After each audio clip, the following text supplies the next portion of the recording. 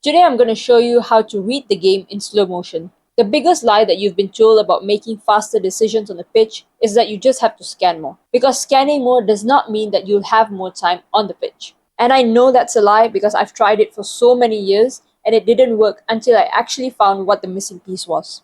It took me 11 years to figure this out, and I'm going to give it to you in the next few minutes.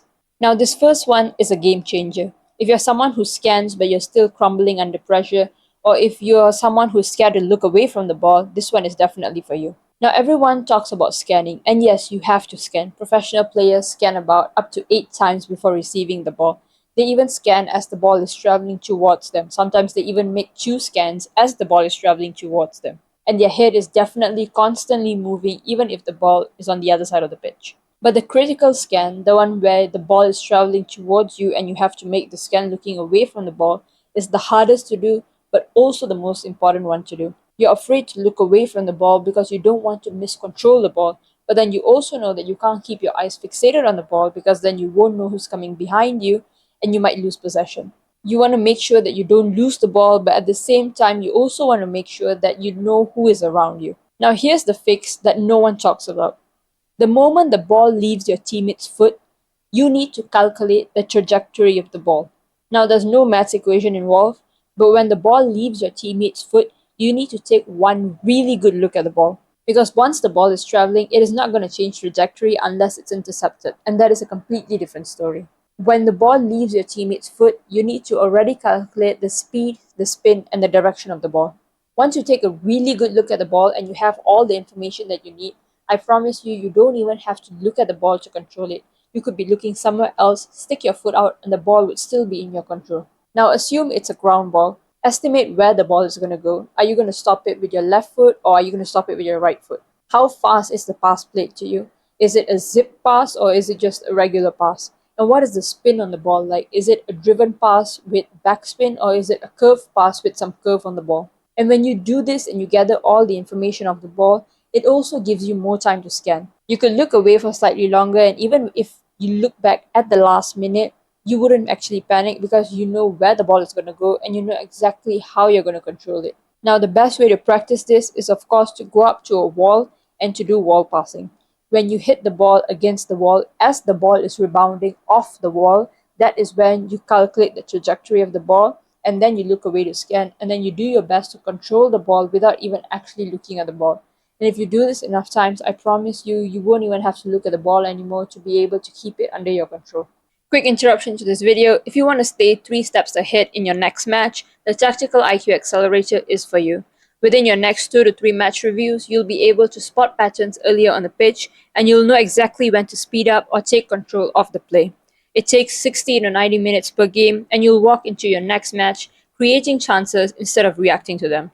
And all of this costs less than a pair of league football boots. So if you're interested in investing in your tactical IQ, click the link in the pinned comment down below. Now, scanning is good because it shows you what's going on around you. But what do you actually do with the information? No one really talks about how to use the information that you've gathered. Now, football is like a game of chess. In chess, the grandmasters don't actually see 25 individual pieces on the board, but rather they see 5 chunks of 5 meaningful patterns. Football is like that as well. Instead of trying to look for all the other 21 individual players, try to break them up into chunks. How many players are on the back line? Are they playing with a back 3, a back 4, or a back 5? Who is the last man? Where is the space left when the defenders push up? Where is the CDM? Is she in front of the defense line protecting, or does she step up to intercept passes? If she's intercepting passes, is there space left behind her that you can exploit? If you're looking at the team as a whole, does the entire team move as a unit when they're shifting from one side to the other, or is there a player that is moving late? And if that player is moving late, can you exploit the space left by that player? The fundamentals of the game always remain the same, even though football has so much of unpredictability.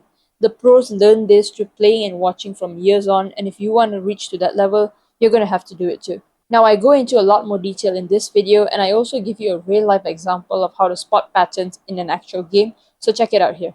Now, if you stayed until here, I'm going to give you the 4 things to look for in a match in hierarchical order. The first one is pressure. How close is the defender to you? Is she on your back or is she giving you space to turn into? If she's on your back, is there space behind her that you can turn and run into? Now, the second one is available space. Say you're on the wing. Is there space for you to push the ball and run in behind along the wing, or do you have to take a touch and beat the defender one on one? The third one is passing options. Is your pass going to be one that advances the play, or is it just going to be a safe outlet? Will your teammate actually have time on the ball when she receives it? Will your teammate even be in that same position when you make that pass, or is she going to actually move forward? Instead of looking at where your teammates are in the moment, try to also anticipate where they might be in the next 2 to 3 seconds. And the fourth one, and the most profitable one, gaps and transition cues. Can you force the opposition to play one side? Can you take out four players with a single pass? Can you play a through ball because there's a defender lagging at the back? And this is how you actually improve your decision making. And this is what I have learned from playing football over the past 11 years that has kept me calmer on the ball. Now, if you want to go into more detail on the deep dive that I talked about earlier, check it out here. Thank you for watching. I hope you've gained something valuable from this video.